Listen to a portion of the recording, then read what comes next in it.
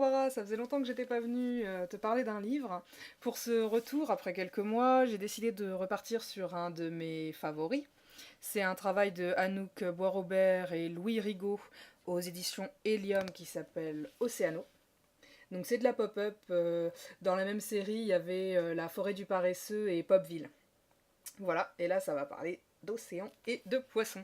Donc c'est toujours la même histoire, on est sur des choses très esthétiques avec des maîtres de la pop-up et un discours en partie écologiste et toujours humaniste que j'aime beaucoup. Ce que je vais te faire, c'est que je vais te lire les textes et te montrer les images et les commenter au fur et à mesure. Branle-bas combat sur le pont, le jour du départ d'Océano est arrivé. Nous quittons le port pour une grande expédition autour du monde. Salut la Terre, l'océan nous attend. Mais que se passe-t-il sous notre coque rouge? Tout au fond de l'eau trouble, sous les voiliers, paquebots et chalutiers, les débris s'entassent. Anguilles, mérous ou maquereaux évitent les ancres des bateaux et les nasses des pêcheurs. Alors c'est assez impressionnant toujours leur travail. Voilà. Donc en haut, on a les bateaux et le port. L'Océano, c'est le petit bateau rouge avec le fanion rouge.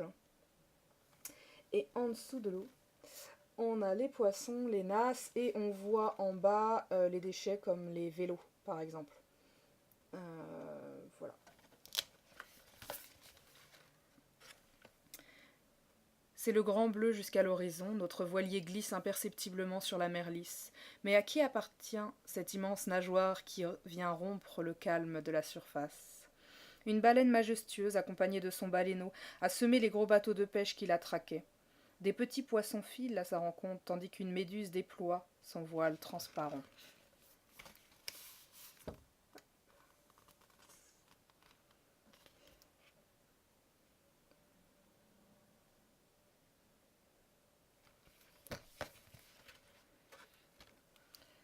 C'est le grand blanc de l'Arctique.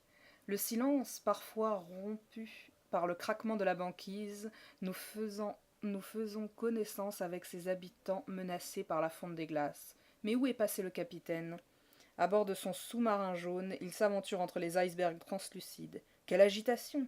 Petits poissons par milliers fusent de cachette en cachette pour échapper aux orques et aux phoques.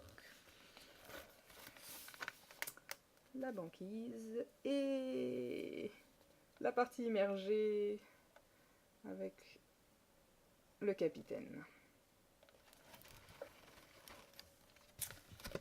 Soudain, une tempête à la violence inattendue éclate. Nous maintenons le cap, naviguons entre crêtes et creux, et affrontons les vents déchaînés.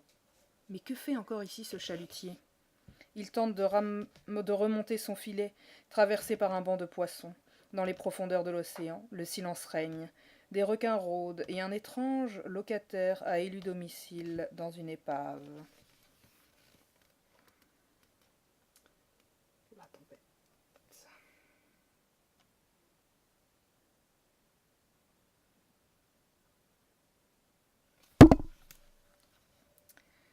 C'est ici, dans ce lagon à la beauté préservée, que nous choisissons de jeter l'ancre.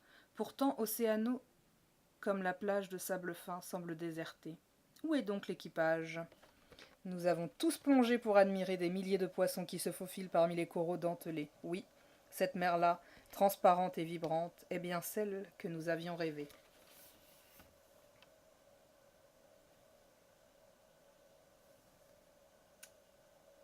Voilà. C'est un livre qui m'a beaucoup plu, autant par son esthétique que par ce qu'il raconte. Il parle quand même de la pêche, il parle quand même des déchets qui sont dans la mer et des différents types d'écosystèmes marins qui existent.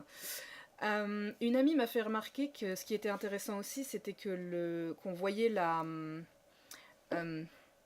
la taille, on se rendait compte de la taille du bateau par rapport à ce qu'il y avait en dessous de l'eau, au-dessus de l'eau. Enfin, il y avait vraiment un jeu de perspective qui permettait de se rendre compte des dimensions en fonction des animaux en dessous de l'eau aussi. La baleine qui est vraiment très grande par rapport au bateau, les icebergs qui sont 9 fois plus grands en dessous qu'au-dessus de l'eau. Enfin voilà, des choses comme ça. Et je trouvais que sa réflexion était très intéressante et juste. Je la remercie. Voilà, donc moi c'est typiquement un genre de travail que j'aime comme tu sais. J'ai pas grand chose d'autre à en dire et donc je te laisse sur ça. Merci beaucoup et à bientôt.